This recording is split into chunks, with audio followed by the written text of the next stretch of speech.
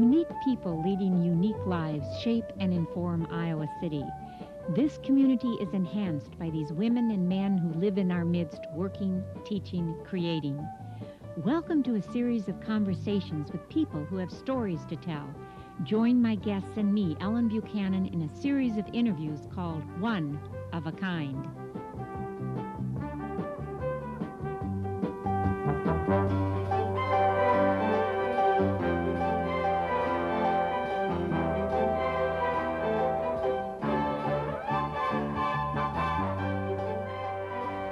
Dr. Jim Fuller is a professor in the Department of Operative Dentistry at the University of Iowa. As one of Iowa's outstanding teachers, Dr. Fuller has received 5 awards for Teacher of the Year in the dental school. In 1991, the University of Iowa awarded him the Iowa Collegiate Teaching Award. Besides his teaching, Dr. Fuller serves as a consultant for several dental publications and has authored numerous scientific articles. Jim and his family have a long history in Iowa. Born in Burlington, Jim won a scholarship to Grinnell College. He received his DDS and his MS at the University of Iowa. And his great uncle, Albert B. Cummins, was the governor of Iowa from 1902 to 1908 and later served in the United States Senate. An important and meaningful part of his story is his love and knowledge of birds and the natural environment. He's a bird sighting expert. Jim maintains the Iowa Bird Line, which is a telephone service listing bird sightings in Iowa. He also gives time to the Johnson County Songbird Project. That's a group that works to preserve bird habitats, educate people about bird habits. He and his wife, Carol, travel extensively in search of rare birds and present programs to area groups on special topics such as wildflowers, deserts, and other aspects of nature. The Fullers have 3 daughters, Anne, Amy, and Laura, and they have 4 grandchildren. Welcome, Jim, to One of a Kind. I know your story begins in Burlington, Iowa, where you were born in September 1936. Both of your parents attended Grinnell College too. What brought them to Burlington? My father was a native of Burlington. My mother was a native of Iowa, but during the 20s, she moved with her family to Wyoming because of an investment in the bank that they owned from Carroll, Iowa, an investment in irrigation ditches in Wyoming. And so she was raised in Wyoming, but came back to Grinnell College to attend her college. Is that where the 2 of them met? And that's where they met. And then your father, after college, came back to Burlington? And they came, yes.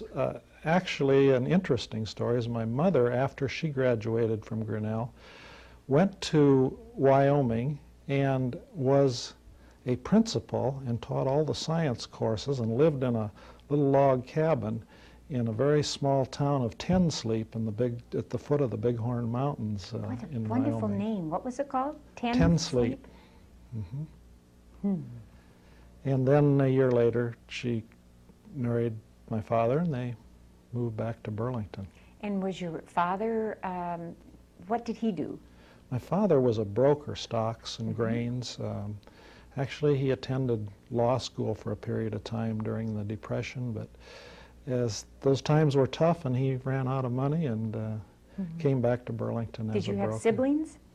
I have a brother and a sister. I have a brother who is a dentist in Burlington. Friends in the family. And I have a sister who lives in Mason City. And all of us attended Grinnell College and received our degrees from Grinnell as well. Tell me a little bit about this great uncle of yours, Albert B. Cummins, who is governor. Albert Cummins was governor of the state of Iowa, and there were 2-year terms for 3 terms from 1902 to 1908. And after that, he was U.S. Senator for 3 terms. He was from Des Moines, and his brother, who was my great-grandfather, was president of the Equitable of Iowa Life Insurance Company. Interestingly, Uncle Albert, as I hear him called, was just a heartbeat away from being President of the United States at one time, because he was pro tem of the Senate. And in 1919, I believe, when President Harding died and Coolidge became president, he was accorded all the rights and privileges of vice president. And of course, if at that time, if the president had been gone, he would have assumed that role. And your life might have taken a different track. That's right. Maybe not, maybe not. I mentioned that you won a scholarship to Grinnell, and I didn't realize that both of your siblings went to Grinnell. Then you came to Iowa and got your DDS and your master's in operative dentistry, is that right? That's right. Mm-hmm. Then you were in private practice for 7 years. Well, there was a period of time between the DDS and the master's that I practiced in the little Iowa farming community of Winfield, south of Iowa City here, about 45 miles, and that was a very unique experience. I enjoyed that very much. Small town environment, great people, Iowa people.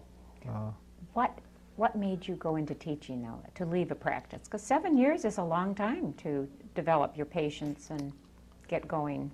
Well, I was encouraged to come back and teach 1 day a week, and so I practiced 5 days a week and taught 1 day a week for 2 years here at the university in the dental school, and it was, I really enjoyed it. I really enjoyed working with the young people, and I thought I'd like to do that all the time. And what a teacher. You have won quite a few awards. Congratulations. When you came to Iowa to get your dental degree, is this when you met your wife, Carol? Yes. Actually, I knew who Carol was because she attended Grinnell for 1 year as well. But she was here in school, and a common friend who had also attended Grinnell and was a member of Carol's sorority set us up on a blind date. And that blind date was homecoming, 1958, Iowa homecoming, and in those days the Iowa football team was fantastic. They went to the Rose Bowl that year, and I can still remember they played Northwestern and won 26-20 that day. But that was your first date? That was our first date, but you can see I was interested in the football game, but I also was interested in the person sitting next to me. That's a wonderful story. And out of this wonderful marriage, you have 3 daughters. Tell me how old they are and what they're doing. Okay, we do have 3 daughters, all of whom are married now. Anne is 33 and lives in Madison, Wisconsin, is just completing her pediatrics residency there.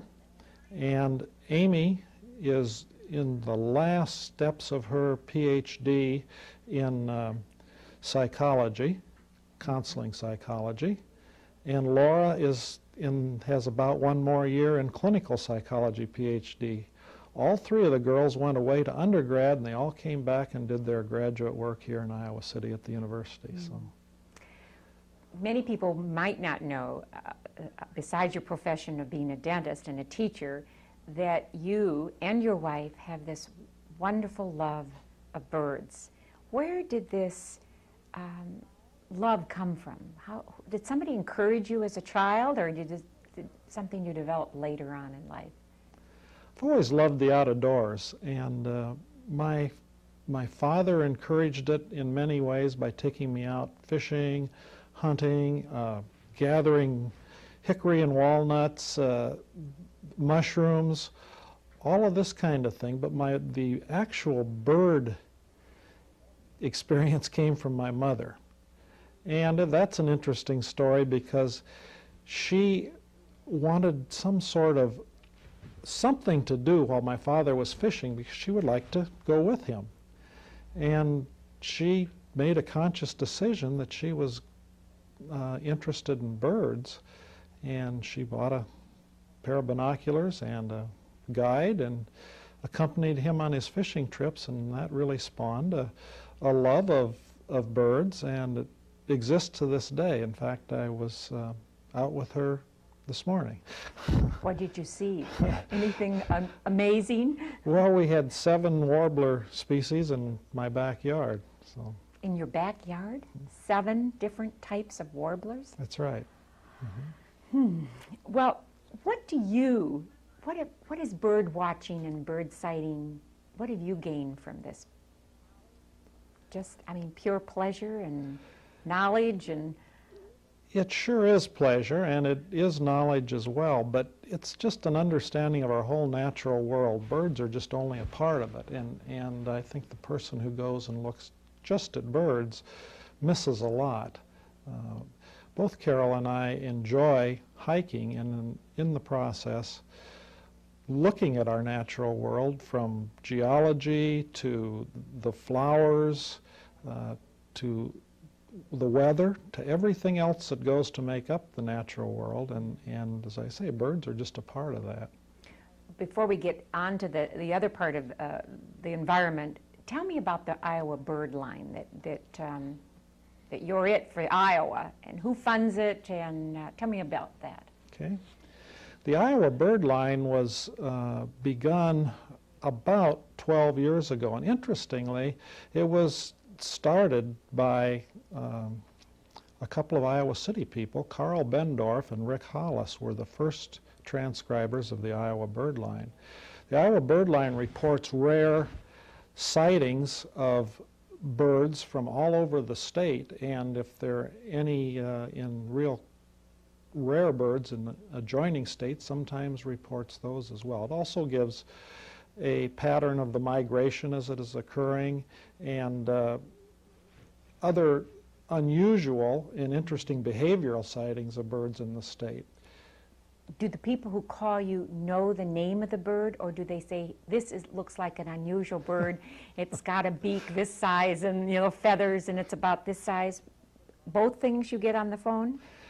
Yes, we have some novices that call with interesting observations, but mostly it's people who are out on field trips and report sightings that they have either out in the field or at feeders in their yard.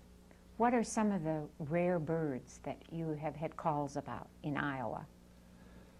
Just recently, we had a second state record for a common black-headed gull, a bird that really is normally seen only in Europe and Asia. There were burrowing owls in the northwest part of the state. These are little owls that live in holes in the ground. I didn't know that. And they are found out west, usually associated with prairie dog colonies. There was a fulvous whistling duck over in Clinton County just in the last month or so, and that's the first state record for that bird. It's a southern bird, Florida and the Gulf Coast area. What do they look like? And do they whistle? The whistling's made with their wings. Oh, okay. I mean, listen to the name. Well, what do they look like? They're they look very much like a female mallard, but they have a long neck and long legs, and just a different species of duck. How long have you been doing this? I've had the Iowa Bird Line now for 6 years. What it involves is placing a message so that people can call in and hear this message. The message lasts anywhere from 2 minutes to 8 or 10 minutes when there's a lot of information on it. And after hearing the message, the person can also report any sightings of rare or unusual birds that they have seen. You have a second line in your home for this? Right. Is this a number? How do people get this number to call you? Actually, the number is in the phone book. It's in the yellow pages? No, it's under my name in the phone book. Under Jim Fuller. Okay. You maybe hopefully get some calls out of this. Tell me a little bit about the Johnson County Songbird Project. Maybe people would like to get involved in that. Only a minor part of that project, but it was started a couple of years ago by Jim Walters and Barbara Boyle. And it was to preserve habitat, mainly in our Johnson County area. And it started out, probably the main thrust was bluebirds, and people erecting bluebird houses and servicing them so that the bluebirds would come back. And that's been very, very successful. But it has enlarged to all of our songbirds and preserving the habitat for them and seeing that they do nest in this area. And you have, I hear, a wonderful collection of bird feeders in your backyard that for people who are new to Iowa City, I did read that you bought Gretchen Harshbarger's house that overlooks the Iowa River. And you see some wonderful birds, like you mentioned you and your mother this morning, seeing all those birds. Yes, that's true. I think in the years that I've lived there, which is 11 now, I've seen just a little under 200 species of birds. And when you consider that in any one year, nobody will see more than 300 in the state, the entire state, that's quite an interesting statistic, and probably topped by the eagles that we watch in the winter. We watch some fish in the Iowa River, and many people don't realize that there are eagles in the Iowa City area, but they're here, and we see anywhere from 2 or 3 up to 20 last winter at one time we had fishing in the river below our house. Well, besides your backyard, which sounds like such a rich place to watch birds, you and Carol travel not only to see birds, but to, I know, to hike and be a part of the desert. Tell me where you've traveled to and what have you enjoyed?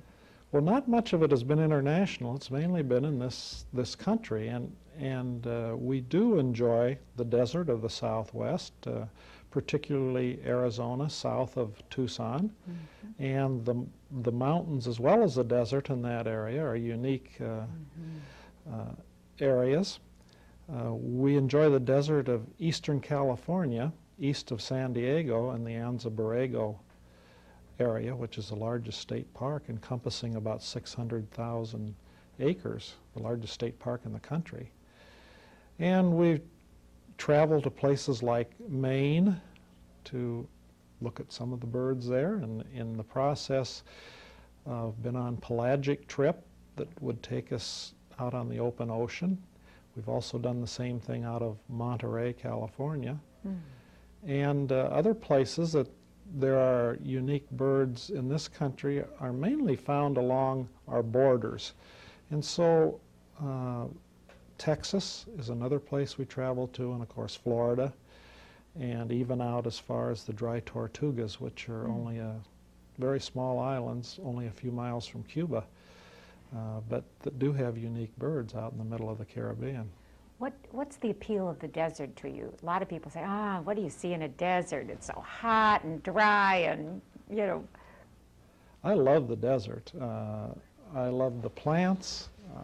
It's a clean area, and there's so much wildlife there and so many different plants.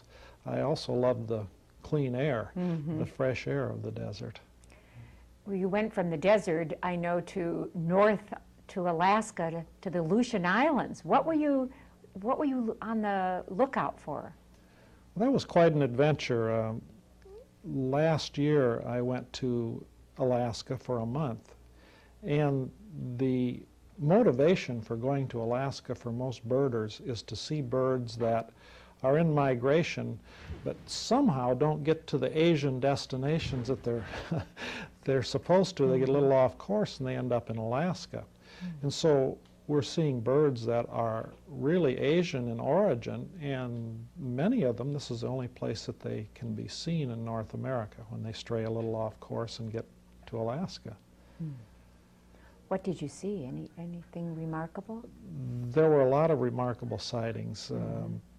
We saw a first North American record for Eurasian siskin, which is much like our pine siskin and goldfinch, our state bird. And we had a spectacled eider. In fact, we saw all 4 kinds of eiders, but a spectacled eider was The male looks like it has spectacles. It's quite an interesting bird of the Arctic. We saw a spot-billed duck, only the third North American record. It's mainly a duck of Japan. And there were a number of other birds that drifted off their course from Asia. And Do you keep a list? Do you Sure. have this long? Yeah, a all book? birders keep But lists. yeah, the lifers. This is your Right. lifer. That's what I've heard. Are there personality traits of a good birder? I mean, type A personalities do not bird watch, do they? Or not many of Well, them? I'm sure there are some type A personalities that bird watch, but I think most people that like to bird simply enjoy the beauty of the birds. I think they enjoy being out of doors. This is not a personality trait particularly, but I think that actually most of birders are rather highly educated, and that's appealing to them, identification skills of different birds. Some of them there are very subtle differences between birds, and it takes a lot of study to identify each individual species. What do you look for? I mean, is it the shape? What's the first thing one should look for if you're trying to identify a bird? Is it the shape? Is it the beak? I mean, sometimes you can't see the color. That little indigo bunting is up there on the telephone wire, and you don't know what color until the sun hits it. Well, there are many things. Of course, habitat is very important in identifying birds because there are certain birds that are only in certain habitats.